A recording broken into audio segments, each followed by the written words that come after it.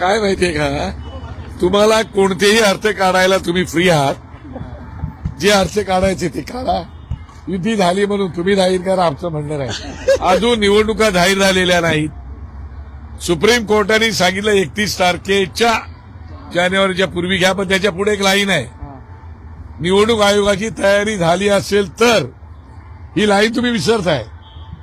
आणि त्याच्यामुळे आता महाराष्ट्रामध्ये काय परिस्थिती आहे ती तुम्ही पाहताय. मराठवाड्यामध्ये अतिग्रस्त पूरग्रस्त झाल्यामुळे त्याच्यामुळे निवडणुका झालेल्या नाही. त्याच्यामुळे जर तर वरती तुम्ही आम्ही महाविकास आघाडीच्या सोबत जाणार का, काँग्रेसला आम्ही निमंत्रण दिले का, ते आम्हाला घेणार का, आम्ही त्यांना घेणार का, हे निरर्थक प्रश्न तुम्हीच उठवताय आणि तुम्हीच बोलताय. तर मला वाटतं त्याच्यावरती आता थोडंसं तुम्ही बंधन घाला.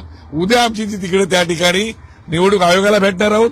त्याच्यानंतर 12:30ला निवडणूक आयोग, 1:30 वाजता यशवंतराव चव्हाण प्रतिष्ठानला या सर्व नेते मंडळींची पत्रकार परिषद पण आहे.